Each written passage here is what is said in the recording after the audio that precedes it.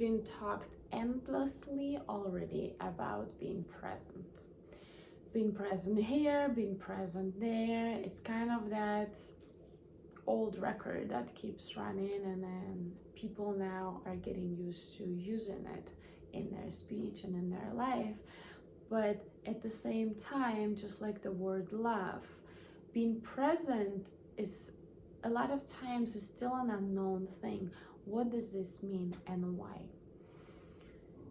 Yoga, meditation, slow walking, conversations, nice slow music, all of these things act to slow down our nervous system.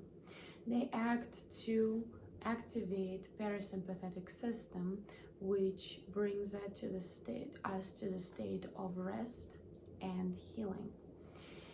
Once we are in the slow mode, we are able to observe our thoughts.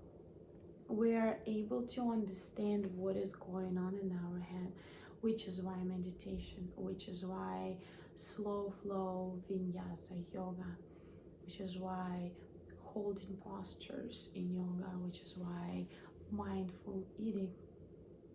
All of these things allow us to be in the moment. It is completely counterintuitive, I would say, and it's counter to everything that the world is teaching us. It's teaching us to run, it's teaching us the action, it's teaching us that action equals result. But it doesn't teach us that a lot of actions that we're doing are just a distraction. They are just a waste of our time. Why is that? Because of our belief that action helps us to get somewhere, achieve something, not be a loser, be a successful person, we keep running. We get married, we go to school, we get jobs, we go out, and we continue that at a very fast speed. That stopping becomes uncomfortable.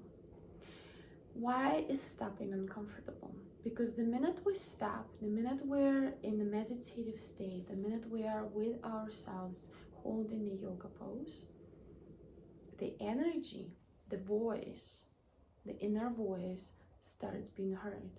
We start hearing it. And many of us are not used to hearing it, and many of us don't want to hear it. Because you cannot avoid the information that's coming within you that tells you to stop, that tells you to enjoy yourself, that tells you to take care of your own body and your own mind. What you say, I don't have time for it.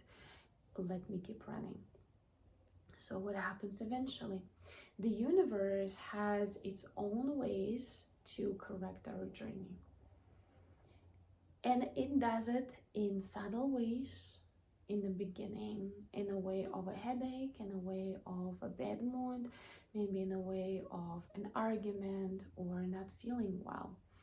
If we keep ignoring the signs and we keep popping Advil or say Adderall or any other stimulating medicines, the universe goes further because its job to keep us on our journey, its job to keep us magical. So it can give us a disease, it can give us an accident, it can give us being fired from our job very abruptly. It does these things abruptly. Cancer, death of a loved one, accident, all of these things happen for the reason. A lot of times they happen to stop us from running. They happen to make us be able to pause and see and self-correct. And that is how universe is going to do it anyways. So I've always been saying Not always since I started being involved in this understandings and these concepts about the way the world functions and with the energy ways and with our own inner energy, that we should be listening. We should be listening to the signs and we should be following the signs, right? Not waiting for that really abrupt awakening moment. And what does this mean, listening to the signs? It means if my head hurts, maybe I am dehydrated and I need to drink some water. If I'm not feeling well in certain company or a certain place, maybe I should leave and stay home and go meditate. Maybe I should slow down and look at my plate with my food and see what it is that I am putting in my body.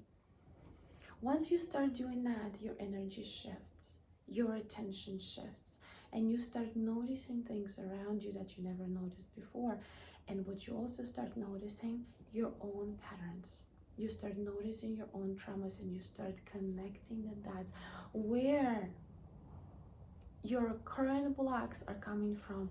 Why is it that you can't do things that you want to do? Why is it your reaction is like this? Why is it you always having similar partner? Why is it that you're not feeling well in certain situations? The answers come, but they only come in stillness. Most of the world is not ready to hear that. A lot of people are waking up to hearing this information because they are finally understanding that working on your own traumas, clearing your own patterns is the way to freedom, is a way to feeling your own peace, is a way to stop running and actually understand that we are only having about 100 years plus or minus in this life, which means 100 springs, 100 falls, 100 winters, right? And about 15 years in the beginning of our life, we cannot even make a decision about where we are, how we feel, what do we do, where do we go, what do we study. So we don't really have that much time to not be free from ourselves. So take your moment, start your practice with 5-minute meditation daily, hopefully yoga practice or slow walking or mindful eating, and watch yourself transform, watch your world transform, watch yourself dropping into this energy flow that is very different from a structured square way of living that the world is teaching us to live. Have fun doing that. Again, remember to have a good time with this. Remember to play. And until next time, thank you for tuning in.